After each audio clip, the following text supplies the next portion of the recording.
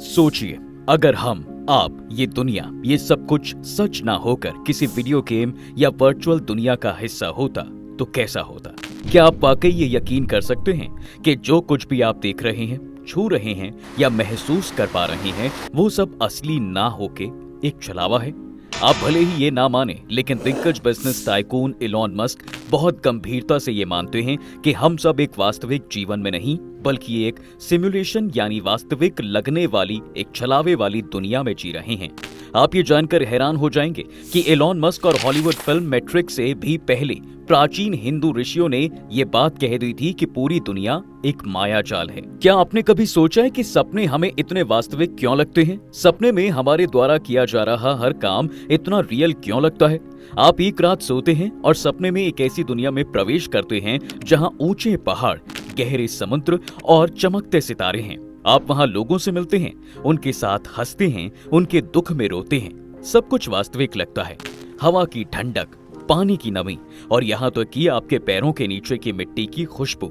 लेकिन फिर अचानक आपकी नींद टूटती है और फिर सब गायब, क्योंकि ये भी तो एक माया जाल ही है जो हमारा दिमाग हमें दिखा रहा होता है। भ्रम और सत्य के बीच एक धागे जितना ही तो फर्क होता है। माया केवल भ्रम नहीं है, बल्कि ये हमारी इंद्रियों के द्वारा अनुभव की जा सकने वाली हर चीज का प्रतीक है।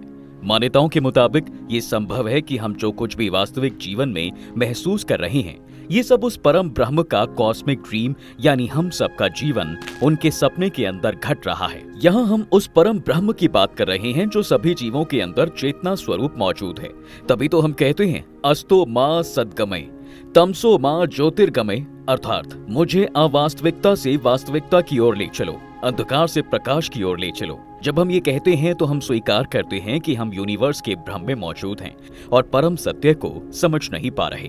हम किस प्रकार से सोचते हैं, समझते हैं, इसके लिए हमारे पास चेतना होती है और ये चेतना हमें उस परम ब्रह्म की परम चेतना से मिलती है, या यूं कहें कि हम उस परम चेतना के ही अंश हैं। यही वजह है कि हमारे उपनिषदों में कहा गया है तत्वमसि यानी तुम वही हो। मांकुड्य उपनिषद में भी चेतना की ओर अवस्थाओं का वर्णन किया गया है, जो है जागृत यानी जागने की अवस्था, स्वप्न, गहरी नींद और तुर्य। तुर्य ही सच्ची जागृति यानी परम चेतना की अवस्था है। महान ऋषि आदि गुरु शंकराचार्य ने भी लिखा है कि संसार एक दिखावा है, परम सत्य नहीं। जैसे कम रोशनी में रस्सी भी सांप लगती है जो भय और भ्रम पैदा करती है, हिंदू धर्म की मान्यताओं के अनुसार अज्ञानता की वजह से इंसान अपने अस्तित्व की वास्तविकता को नहीं समझ पाता। ये माया रूपी यूनिवर्सल इल्यूजन परम सत्य को छिपाकर हमारे द्वारा अनुभव की जाने वाली दुनिया को ही सत्य की तरह हमें अनुभव कराती है। आपने रावण फिल्म देखी है, जिसमें वीडियो गेम की दुनिया का एक कैरेक्टर अपनी दुनिया से बाहर निकलकर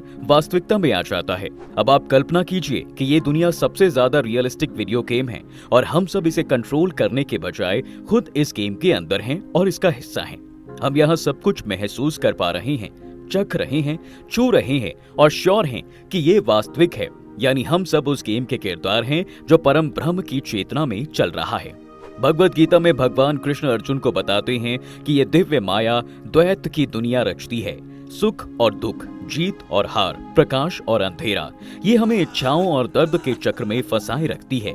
इसे और मजेदार तरीके से समझें तो ये माया रूपी दुनिया एक वीडियो गेम है जो हमारी सच्ची चेतना द्वारा ही बनाई हुई है, क्योंकि हम उस परम आत्मा, परम चेतना के ही अंश हैं, यानी हम इस गेम के प्रोग्रामर भी हैं। बस अंतर इतना ही है कि हमने खुद को इस खेल में डाल दिया, लेकिन अपने एडमिन एक्सेस को भूलकर।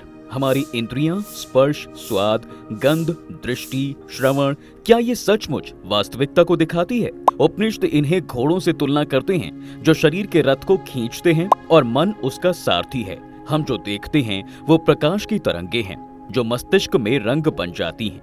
जो सुनते हैं वो हवा का कंपन है जो ध्वनि में बदल जाता है। हम वास्तविकता का सीधा अनुभव नहीं करते, हमारा दिमाग इसे डिकोड करता है।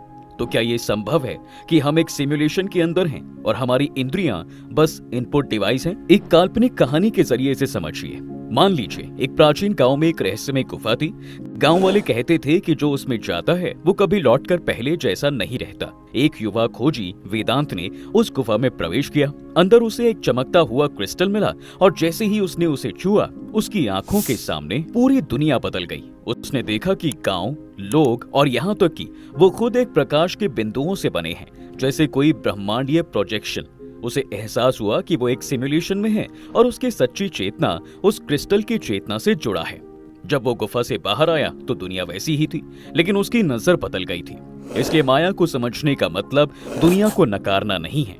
भगवत गीता कहती है, कर्म करो लेकिन फल की चिंता मत करो। ये खेल को कुशलता से खेलने की कला है, ये जानते हुए कि ये एक खेल है। ध्यान, योग और आत्मचिंतन वो उपकरण हैं जो इस भ्रम के पर्दे को हटाते हैं। आदि शंकराचार्य ने इसे अद्वैत कहा है, वो एकता जो सारी विविधता के पीछे छिपी है।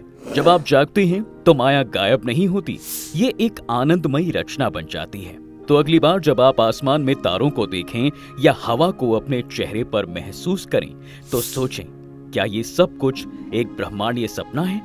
और अगर हाँ, तो क्या आप इस सपने से जागने को तैयार हैं? तो दोस्तों, कैसी लगी आपको ये वीडियो? अगर वीडियो अच्छी लगी हो तो इसे लाइक और शेयर जरूर करें। बाकी ऐसे ही अन्य रोचक जानकारियों के लिए सब्सक्राइब करें हमारा चैनल द डिवाइन टेल्स और देखते रहें।